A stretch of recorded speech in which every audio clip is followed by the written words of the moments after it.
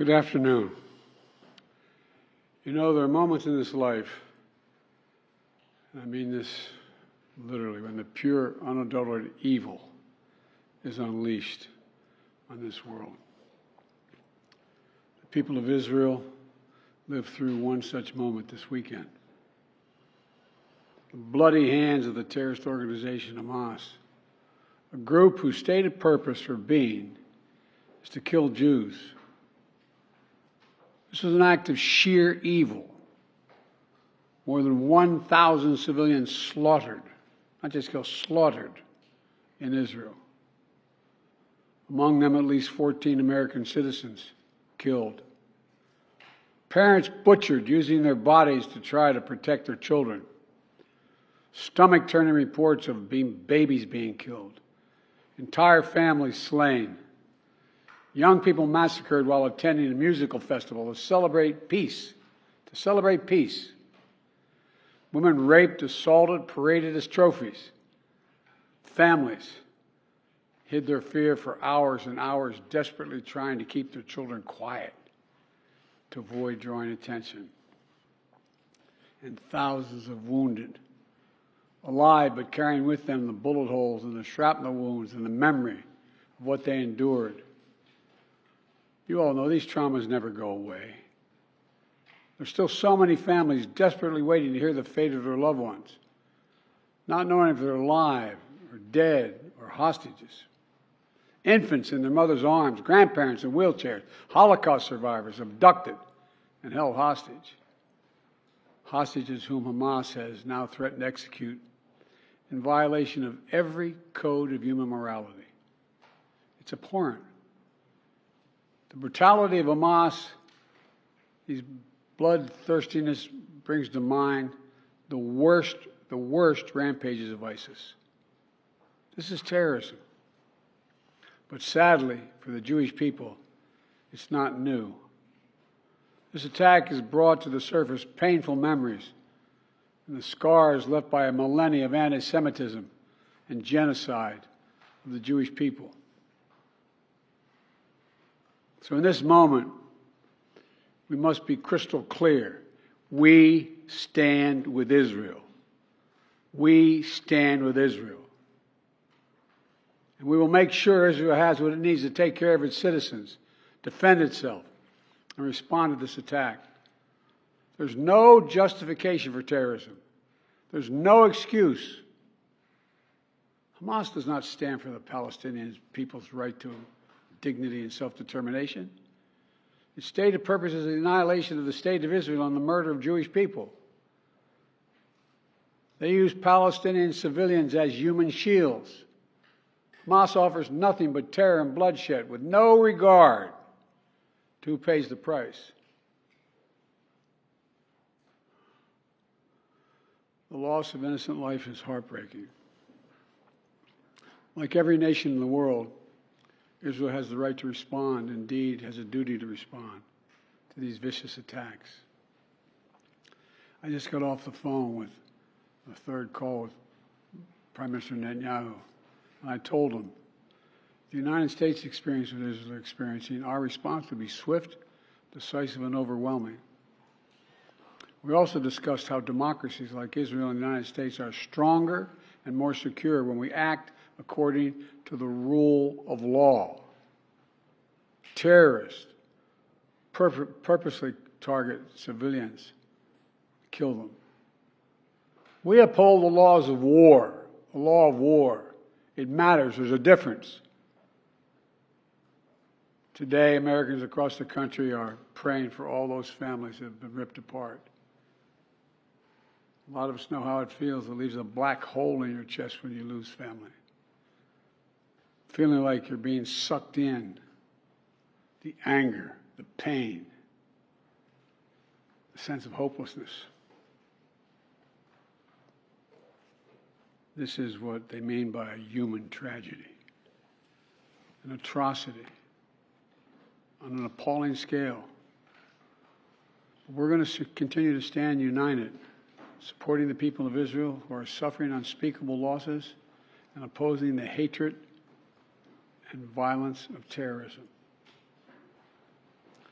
My team has been in near constant communication with our Israeli partners and partners all across the region and the world from the moment this crisis began. We're surging additional military assistance, including ammunition and interceptors, to replenish Iron Dome. We're going to make sure that Israel does not run out of these critical assets to defend its cities and its citizens. My administration has consulted closely with Congress throughout this crisis. And when Congress returns, we're going to ask them to take urgent action to fund the national security requirements of our critical partners. This is not about party or politics. This is about the security of our world, the security of the United States of America. We now know that American citizens are among those being held by Hamas. I've directed my team to share intelligence and deploy additional experts from across the United States government to consult with and advise Israeli counterparts on hostage recovery efforts. Because as president, I have no higher priority than the safety of Americans being held hostage around the world. The United States has also enhanced our military force posture in the region to strengthen our deterrence. The Department of Defense has moved the USS Gerald R. Ford Carrier Strike Group to the Eastern Mediterranean and bolstered our fighter aircraft presence. And we stand ready to move in additional assets as needed. Let me say again, to any country, any organization, anyone thinking of taking advantage of this situation, I have one word: don't. Don't. Our hearts may be broken, but our resolve is clear. Yesterday I also spoke with the leaders of France, Germany, Italy, and UK to discuss the latest developments with our European allies and coordinate our united response. This comes on top of days of steady engagement with partners across the region. We're also taking steps at home. In cities across the United States of America, police departments have stepped up security around centers of Jewish life. The Department of Homeland Security and the Federal Bureau of Investigation are working closely with state and local law enforcement and Jewish community partners to identify and disrupt any domestic threat that could emerge in connection with these horrific attacks. This is a moment for the United States to come together, to grieve with those who are mourning. Let's be real clear. There is no place for hate in America. Not against Jews, not against Muslims, not against anybody. We reject. What we reject is terrorism. We condemn the indiscriminate evil, just as we've always done. That's what America stands for. You know, just over 50 years ago, I was thinking about it this morning, talking to the Secretary of State, the Vice President in my office.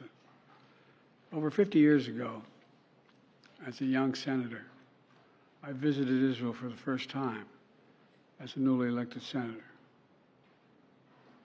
And I had a long, long trip, a meeting with Golda Meir in her office just before the Yom Kippur War.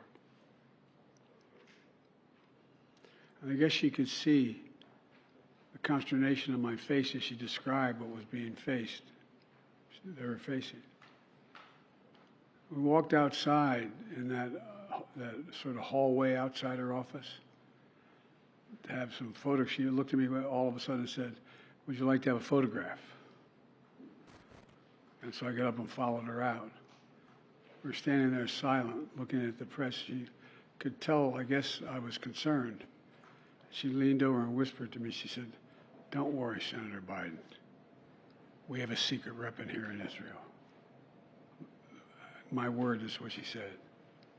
We have no place else to go. We have no place else to go.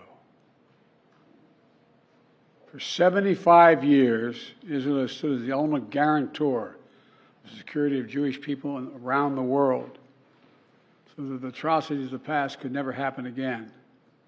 And let there be no doubt, the United States has Israel's back We will make sure the Jewish and democratic state of Israel can defend itself today, tomorrow, as we always have. It's as simple as that. These atrocities have been sickening. We're with Israel. Let's make no mistake. Thank you. Mr. President, what was your reaction?